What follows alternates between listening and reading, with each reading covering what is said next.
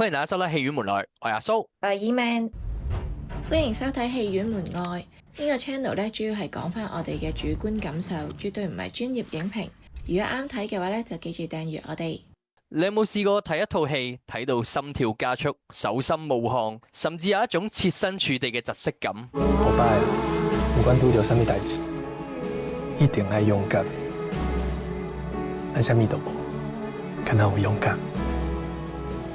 我見家己無變做雲，是變做霧，白茫茫的一片霧。啱啱上映嘅電影《大夢》就係一套咁嘅戲啦。由呢個陳玉芬導演執導，喺金馬獎獲獎最佳劇情片、最佳原著劇本、最佳美術設計同埋最佳造型設計，喺其他嘅比賽裏邊都屢獲佳績。呢套攞咁多獎嘅電影呢，就係發生喺1950年嘅台灣，正值呢個白色恐怖嘅高峰。故事講述少女阿月，佢見到佢嘅哥哥阿雲突然被捕，仲處決埋，令到佢嘅心底徹底崩塌。阿月為咗咧拎哥哥嘅遺體咧，所以隻身咧就由農村去到呢個都市啊！喺充滿猜忌同埋恐懼嘅大霧之中，佢遇到外省嘅男人趙公道，喺尋找遺體同埋領取骨灰嘅悲情旅程之中，發展出呢個萍水相逢、互相救贖嘅關係。國際關係嚟講咧，咁我要問 E-Man 咧，睇下有冇瞓覺啊？咁我想問下你啊，阿月買佢阿哥嗰個阿雲嘅手錶啊，究竟賣咗幾多錢呢？最後？因為佢講咗幾個 version 嘅，最尾係值幾錢呢？嗰個手錶90蚊。OK， 係啊，冇瞓覺嘅，啱啊。佢講咗幾次嘅，又80蚊，跟住又話你嘅面子值10蚊，所以90蚊咁樣。我真係 fit 唔 fit 到你啫，最尾原來 fit 唔到。咁相信呢一套戲大家觀眾都好難瞓㗎啦，因為真係好精彩。咁我講多少少背景資料啦。電影名啊，大夢啊，其實喺台語入邊咧，佢意思即係大霧。陳玉芬導演咧就用咗好多 still 嘅 long shot 啦，呢啲鏡頭咧建立咗嗰種朦朦朧朧啦，掩蓋咗夜空嘅政治大霧咧，拍得非常寫實啊！大家留意主角嘅名阿雲、阿月、阿霞，其實咧即係阿妹啦、阿哥啦同埋大家姐咧，呢啲主角啲名咧都係代表住天上面最靚嘅風景啊！但係偏偏咧喺呢一套戲入邊咧，呢一啲角色身份同埋名咧都變得好虛無，捉摸唔到咁樣，俾呢啲一層層白色恐怖嘅大霧咧掩蓋住啊，就好似佢哋嘅人生軌跡都被掩蓋住一樣。咁因為喺呢一場大霧入邊，呢一啲風景、呢一啲人隨時都會被時代蒸發。咁陳玉芬導演咧，佢嘅導演風格咧，我就睇過佢一套戲嘅啫，我就睇過《消失的情人節》啦。咁做咗少少 research 咧，咁我覺得佢嘅風格入邊咧，以前咧就係好似有啲喜劇嘅元素，都係一啲荒誕嘅劇情，再加一啲人情味嘅配合，咁樣去組成啦佢嘅作品。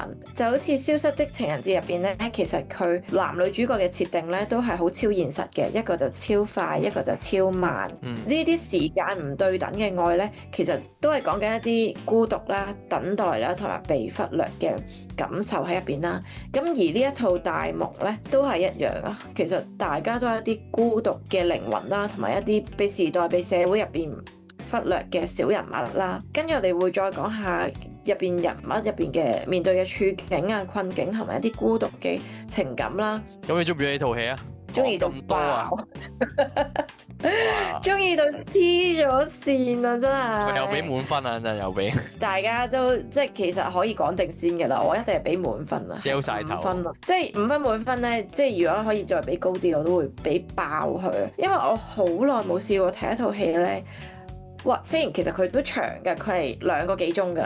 係好少會咁長嘅電影啦，我都係會覺得咁精彩啦。我一路睇嘅過程咧，我係好戥男主角趙公道咧，好緊張啊！我好擔心佢嘅處境，好擔心佢會遭遇不測啦。跟住入邊有幾個場口咧，我係簡直係有種窒息嘅感覺啊，係喊到窒息啊！嗰種入心入肺嘅痛啊、壓抑啊、情感嘅爆發咧，完全係牽動到我嘅情緒啊！睇完之後咧，哇，簡直係好似俾人抽空咗咁啊，好虛無啊！我覺得佢又唔係淨係悲痛嘅喎，又會有一絲絲嘅安慰你，有啲溫柔嘅感覺，總之都好複雜咯，成個情緒我係超級中意咯。你咧？我好中意啊！其實呢種片種咧，我又未去到話好好嘅，但係我都應該之後評分我賣個關子啊，等下就會見到我俾幾多分㗎啦。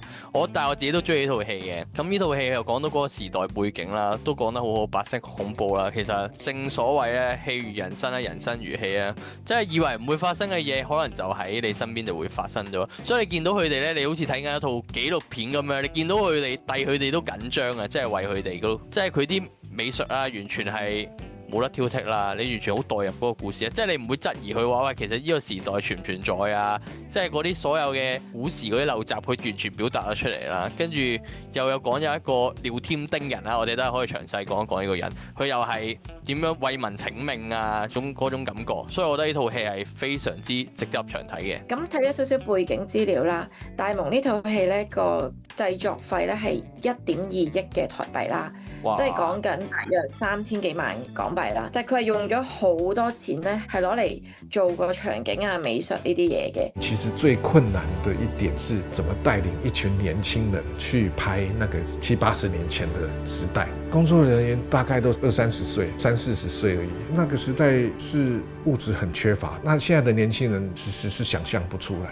現在的年輕人很聰明，花1、2個禮拜完全就進入狀況。咁其實你睇嘅時候已經發現到咧，你咁樣你好似係，就算你對嗰個時代背景唔熟悉，唔知當年白色恐怖係點樣，或者個社會民生係點咧，譬如用啲竹啊、嗰啲草啊、搭啊好多呢啲環境啦，跟住又會見到入邊有啲有錢人嗰啲大宅，其實又係用磚起啊，又會見到啲路邊攤啊，又會見到啲人居住嘅環境啊，有歌舞團呢啲咧，你好似入咗去探險咁啊！我覺得呢啲場景設計係做得好好，因為其實佢係譬如有好多鏡頭咧，你係跟住個主角個背脊或者跟住佢嘅視點一齊嚟轉換咧，好長鏡頭你係見到晒成個環境噶嘛。尤其是咧其中一場咧係趙公道陪阿月去揾阿霞揾佢家姐嗰場咧，佢哋咪喺個道具房度喺度穿梭，跟住之後，即係譬如佢有啲細節位啊，趙公道會第一次去呢啲場，跟住就會喺度摸下嗰啲帽啊，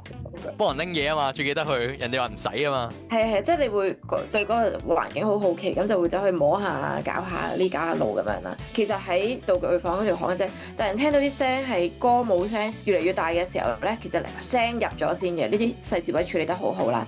聽到啲歌舞升平嘅聲，跟住之後鏡頭跟住趙公道一齊喺道具房轉出去入去嗰個舞台，再加觀眾席咧，就越嚟越大聲，就見到晒跳舞嗰啲好華麗嘅場面，啲觀眾喺度好墟冚咁樣。哇！呢啲位咧係做得超好咧，見到晒佢用咗幾多心機去搭呢個景啊，用咗幾多臨時演員啊，梳化服嘅設計啊，做得超好咯。已經唔係講緊佢入邊嘅情感嘅表達喎，淨係講緊佢呢個環境。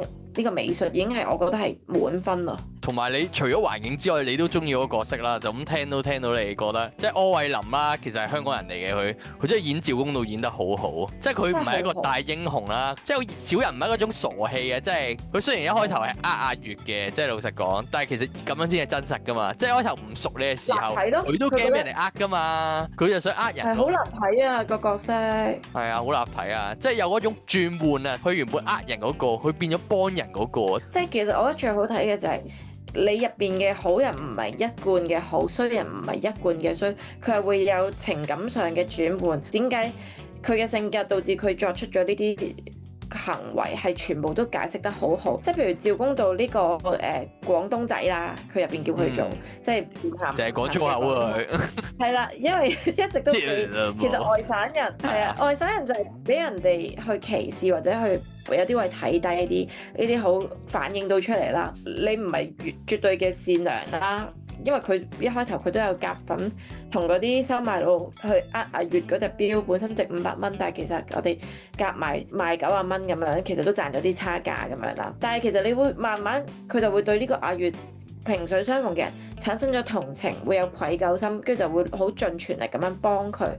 呢啲位咧係完全係好合邏輯解釋到之餘咧，你會好同情佢嗰種傻氣，嗰種為一個萍水相逢嘅小妹妹嗰種有義氣、嗰種奮不顧身嘅精神嘅行為嘅選擇咧，哇！睇到我好痛心啊，簡直係。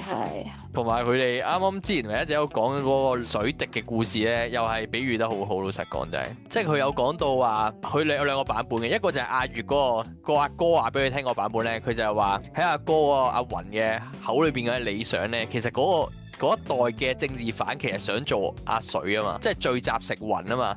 當佢跌落去沙漠嘅時候，就算啊，佢即刻俾人蒸發，即係佢都覺得應該係咁樣要一個帶頭犧牲。但係如果喺高空睇到最靚嘅風景嗰時咧，佢就會，然後就會好多人越嚟越跟隨咧，就會好似雨水咁樣滋潤呢個大地，即係好似改變翻呢個政治嘅心態啦。但係當到姐姐嘅時候咧，佢聽個版本，因為佢已經坐咗監啦，經歷咗好多鞭刑啊或者可能受刑嗰啲嘢咧，佢就發覺其實殘酷嘅現實咧係哥哥佢知道自己已經就嚟死啦。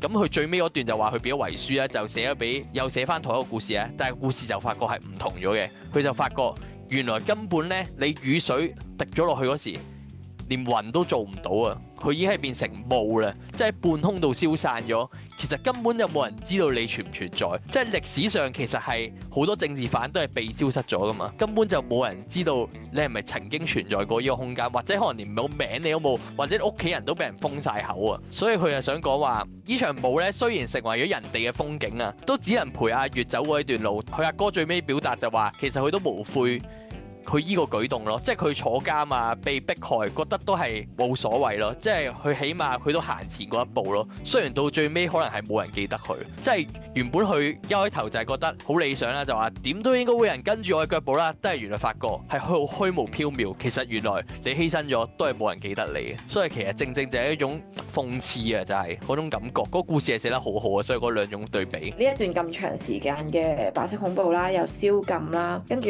又禁言啦，但係慢慢即係先至會變到而家咁樣咯，都係全部都係唔容易咯，都令觀眾見到話原來以前嘅台灣係咁樣咯，就好似趙公道一樣咯，佢都係退伍軍人嚟㗎，佢都係為呢一個國家付出好多㗎，但係去到最尾其實佢都係要俾啲秘密警察去審問啦，俾佢哋去清算啦，一概啦，其實都係一種無奈咯。佢就係趙公道就係一個咁，至少我哋觀眾睇落佢冇一個作反嘅心啦，都係一個傻頭傻氣嘅人。但係去到最尾，佢就為咗阿月啊，某程度上為咗阿月要賺嗰一嚿錢去攞翻佢哥哥嗰嚿錢去公道咯。其實佢最尾同佢個名好似啊，都係想攞個公道。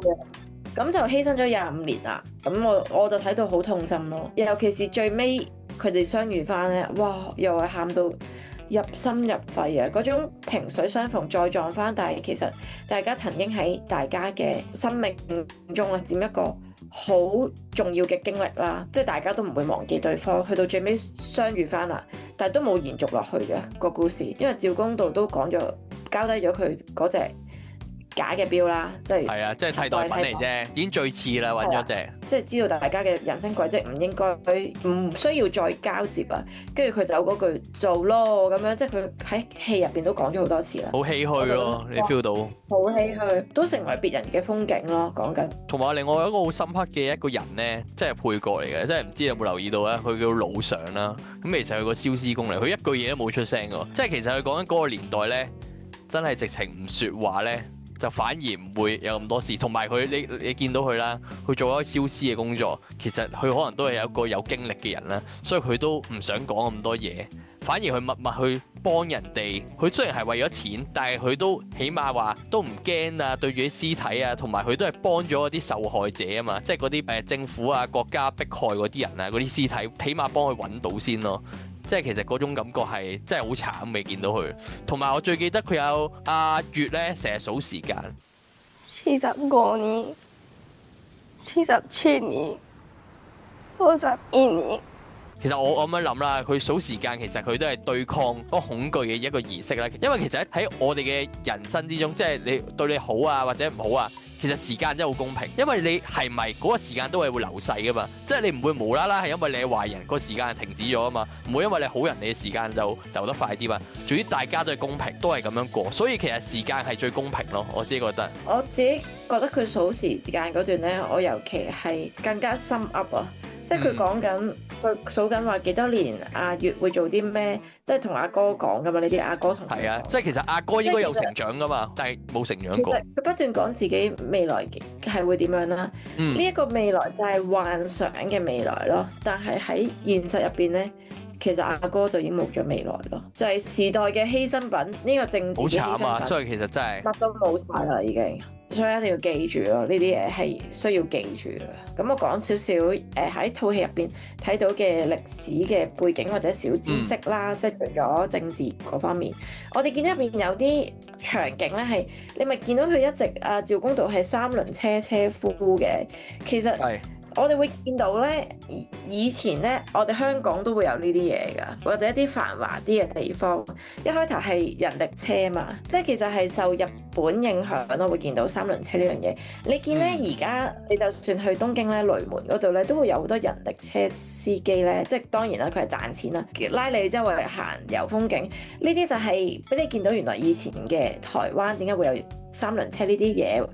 或者香港點解會有三輪車呢啲嘢，其實都係呢啲歷史嘅痕跡啦。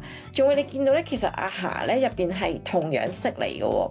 其實呢啲係簡直係社會或者歷史嘅陋習咯。同樣式就係講緊話，哦，原來有啲窮等人家咧係覺得女係唔值錢，係啦，咁佢就會將啲女咧送俾一啲有錢人嘅人去養啦。本身啲有錢人咧就係攞呢個妹妹嚟做自己嘅未來新抱啊。即係佢可能生咗個仔嘅話咧，就會攞呢個養女，等佢哋成年之後咧，佢哋就會結成夫婦咁樣啦。好恐怖嘅呢件事，你諗下，你等於我就算我可能3歲俾人收養嘅，但係入邊我有一個阿哥，其實佢5歲，我哋一齊長大咗10幾年，但係我要同佢成為夫婦喎，你等於同一個親人，好似有少少係啊，個關係係好難頂啊！咁呢啲其實就係社會嘅陋習啦，喺呢套戲入邊都見到，原來以前台灣都係會有呢啲嘢啦。咁入邊都有好多based on 真實台灣以前嘅痕跡啦，譬如會有啲歌舞團啦。佢入邊彩蝶歌舞團其實就係歷史 base on 一個黑貓歌舞團啦，就係結合咗可能有少少西方嘅思想，再加點樣演奏啊、跳舞啊呢啲歌舞 show 咁樣啦。你見佢入邊都着得好西化咁樣啦。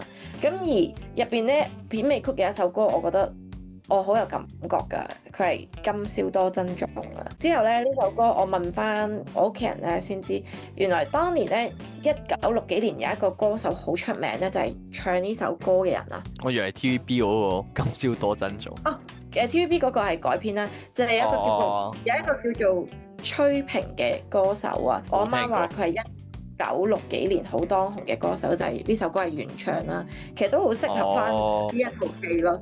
即係講緊話呢一晚可能就係最後一晚，大家要好好珍惜自己擁有嘅嘢，身邊嘅嘢係好虛無咁樣，都好貼合翻呢一套戲咯。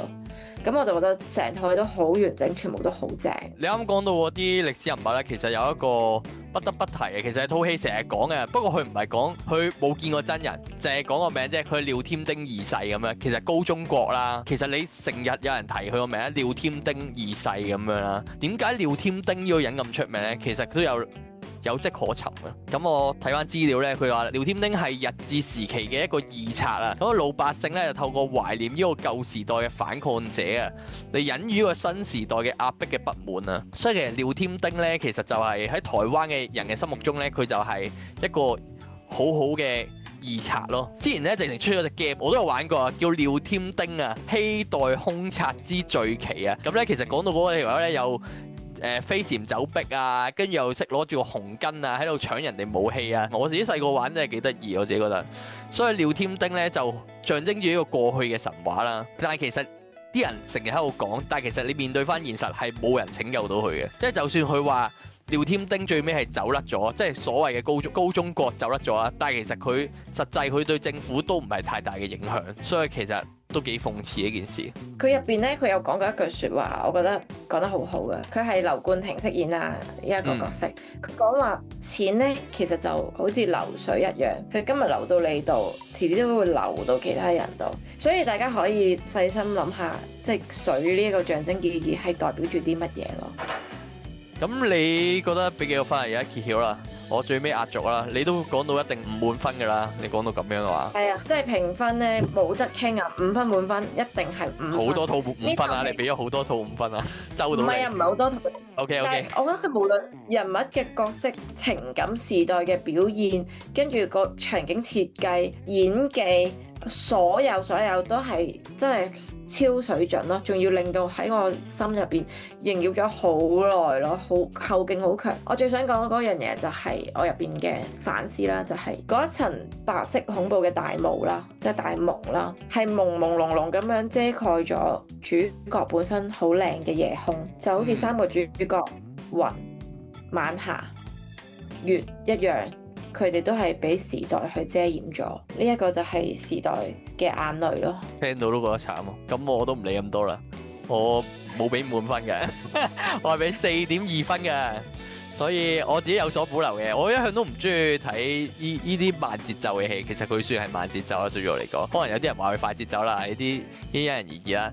咁我覺得係，但係成個時代背景係好說服到我。一套好嘅電影就係有共鳴咯，所以佢同我有共鳴，所以我就俾4.2分佢啦。咁我自己覺得我哋嘅 channel 有少少似大蒙咁樣，喺度摸索緊。雖然喺錯誤之中，即係有好多人都話講得唔好啊，影評啊話唔夠專業啊嗰啲，但係我哋都喺大蒙之中度摸索緊，希望揾到自己嘅路啊！希望我哋都可以成為別人嘅風景啊！即係好似套戲咁講啊，係咪好踢呢？就係咁啦，時間都差唔多啦，咁我哋又係時候講拜拜啦。咁中意呢條片咧就記得 like 啊 share 啦，同埋訂閱我哋 channel， 就係咁，我哋下次再見，拜拜。拜。咱啥物都无，敢若有勇敢。